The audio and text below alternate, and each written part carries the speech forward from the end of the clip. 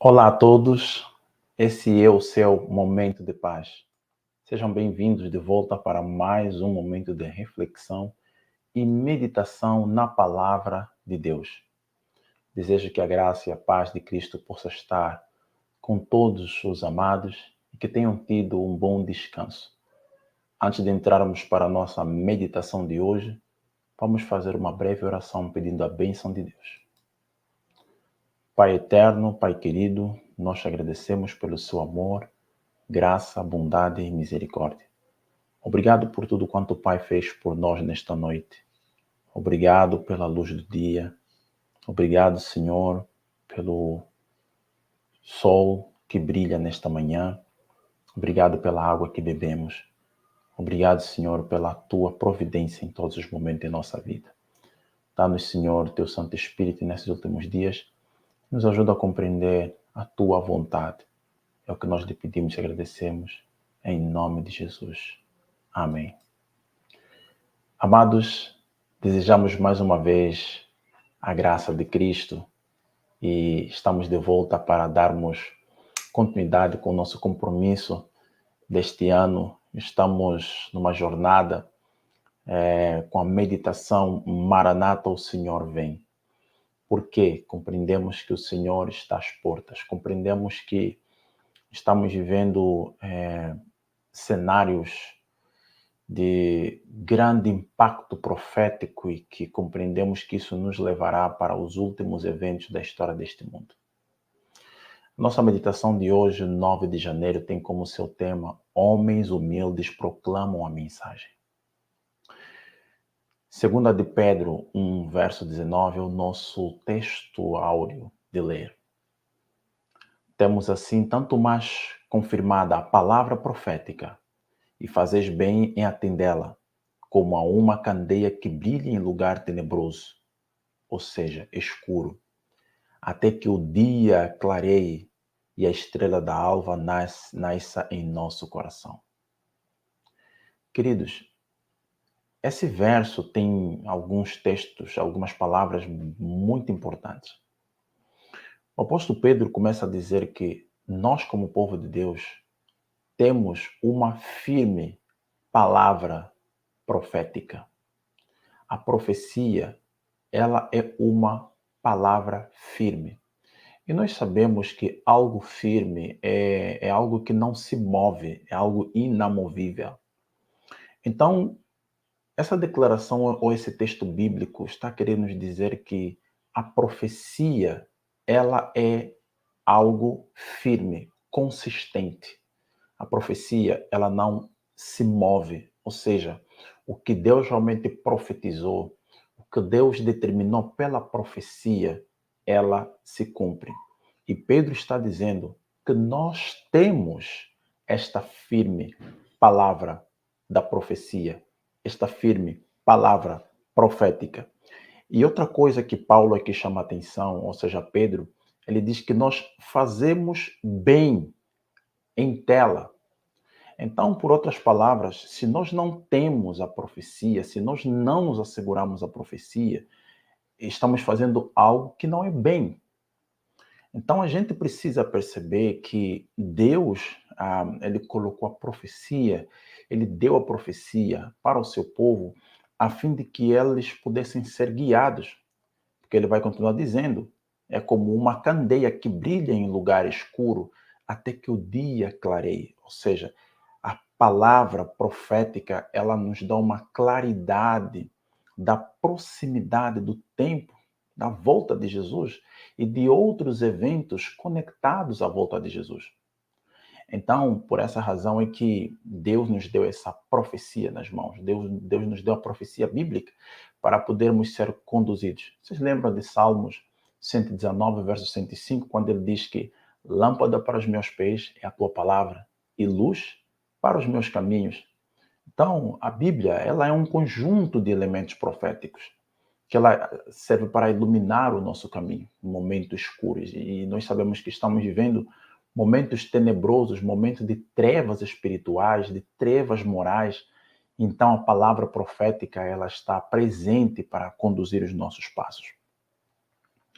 Declara-se que esta mensagem é a parte integrante do Evangelho eterno. Por isso a gente vê Apocalipse, capítulo 14, verso 6.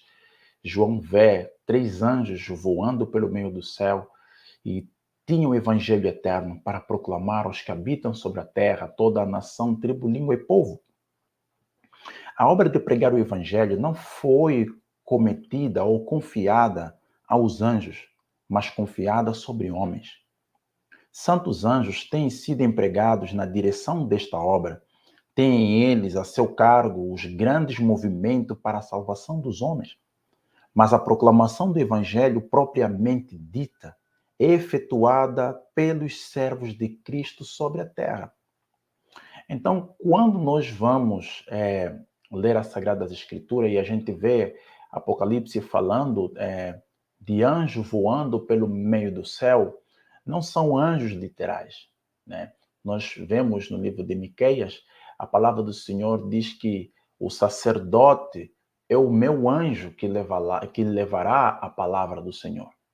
Então, anjos, na verdade, quando a gente vê dentro do contexto profético na Bíblia, dentro do contexto em si, precisamos entender que anjo em profecia significa mensageiros. E nós acabamos de ler e perceber que a missão e a responsabilidade de pregar o Evangelho eterno não foi conferida a anjos celestiais, mas a anjos humanos, ou seja, mensageiros terrestres, homens falíveis, para que proclamem esta mensagem.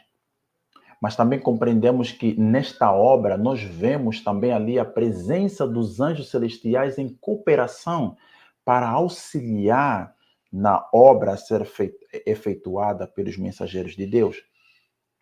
Homens fiéis que eram obedientes aos impulsos do Espírito de Deus e aos ensinos de sua palavra deveriam proclamar esta advertência ao mundo.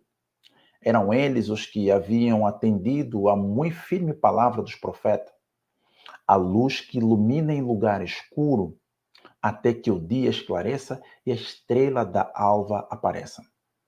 Tinham estado a buscar o conhecimento de Deus mais do que a todos os tesouros escondidos, considerando-os melhor do que a mercadoria de prata e a sua renda do que o ouro mais fino. E Deus lhes revelou as grandes coisas do reino. O segredo do Senhor é para os que temem, e ele lhes fará saber o seu conserto. Salmos 25, verso 14. Então, Deus vai conceder o privilégio e a oportunidade para serem proclamadores desta mensagem muito firme, essa mensagem profética, a servos humildes que temem o seu nome.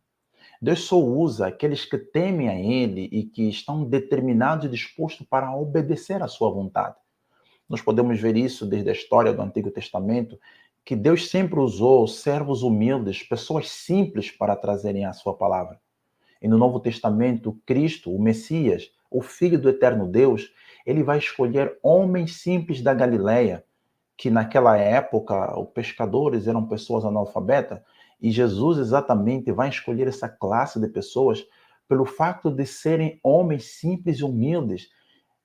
Tendência é dessa classe de pessoas serem pessoas de caráter, pessoas sinceras e honestas. Então, Jesus usa esses simples homens também para um propósito, que ele mesmo disse, que eu escolhi os pequeninos para confundir os fortes. E Paulo vai dizer que Deus escolheu as coisas loucas deste mundo para confundir as sábias. Vocês percebem? Não foram os ilustres teólogos que tiveram compreensão desta verdade e se empenharam em proclamá-la. Houvessem eles sido vigias fiéis, pesquisando as Escrituras com diligência e oração, e teriam conhecido o tempo da noite, as profecias, ter-lhe-ia patenteado aos acontecimentos prestes a ocorrer. Eles, porém, não assumiram tal atitude, e a mensagem foi confiada a homens mais humildes. Será que não estamos vendo isso acontecer? Vocês lembram do texto de Isaías, capítulo 21, que nós lemos nas meditações passadas? Deus perguntando que horas são da noite. Nós vemos aqui, mostrado aqui nos testemunhos, dizendo que, infelizmente, não foram a ilustres teólogos que Deus deu a compreensão dessas verdades proféticas para que pudessem ser proclamadas. Se esses homens, esses teólogos, esses professores, esses catedratas, se eles houvessem sido vigias fiéis, pesquisador das Escrituras com diligente oração, eles teriam conhecimento do tempo da noite. Vocês lembram quando Cristo nasceu? Eram simples pastores que estavam estudando as profecias, que compreenderam os tempos. O tempo da visitação, o tempo do nascimento do Messias na sua primeira vinda. Será que nos nossos dias será diferente? Lembrando que Eclesiastes capítulo 1, verso 9 e 10 diz que nada há de novo debaixo do sol. Disse Jesus: andai enquanto tendes luz, para que as trevas não vos apanhem. João 12, verso 35. Os que se desviam da luz que Deus lhes deu ou negligenciam buscá-la, quando está a seu alcance, são deixados em trevas. Nós temos as profecias ao nosso alcance. O povo adventista é um povo tão privilegiado que, para além da Bíblia, Deus concedeu o espírito de profecia a fim de que eles sejam guiados na luz. Mas quantas vezes nós não temos sido negligentes, mesmo diante de tamanha luz que Deus nos concedeu? Queridos, Deus nos concedeu grande luz e não há razão de estarmos em trevas nesses últimos dias. Declara, porém, um Salvador: aquele que me segue não andará em trevas, mas terá a luz da vida. João 8, verso 12.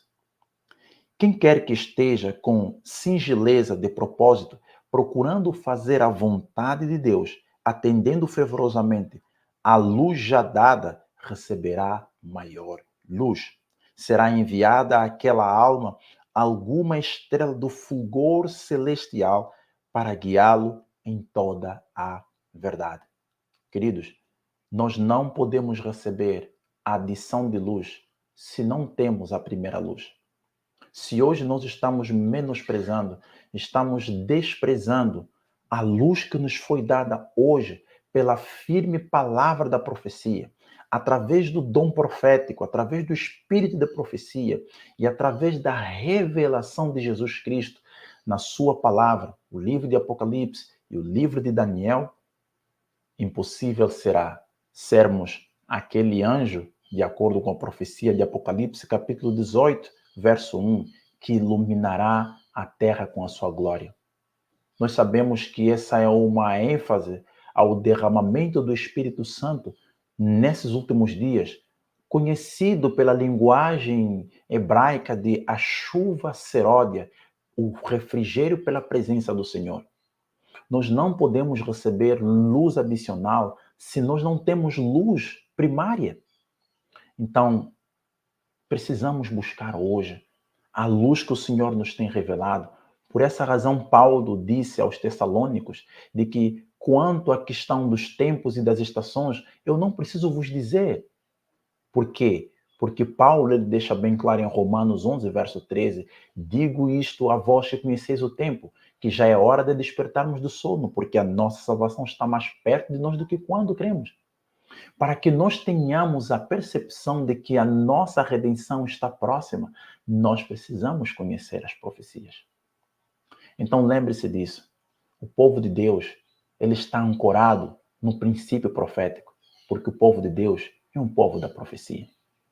Que nós possamos nos assegurar a luz que temos, porque na realidade o Senhor nos cobrará e nós seremos julgados de acordo com a luz do conhecimento que nós recebemos e possuímos.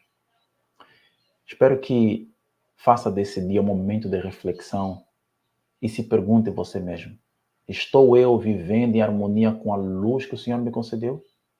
Estou eu proclamando a mensagem? Estou discernindo os tempos de acordo com a quantidade de luz que Deus me forneceu? Que cada um de nós possa cumprir a vontade de Deus segundo a medida da luz e do conhecimento que Ele nos tem dado.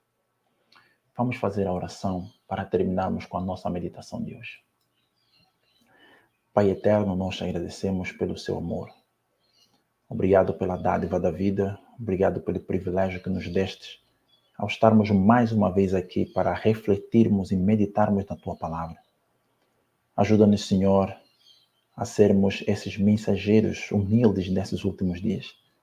Senhor, entregamos-nos nas Tuas mãos para sermos usados como instrumento nas Tuas mãos. Perdoa as nossas muitas faltas. Nos dê, Senhor, sabedoria para fazermos a Tua vontade. É o que te pedimos e agradecemos em nome de Jesus. Amém. Que Deus abençoe a todos e desejo que tenham todos um bom dia, na presença do nosso bom Deus. Se o Senhor nos permitir, estaremos de volta para mais um momento de paz.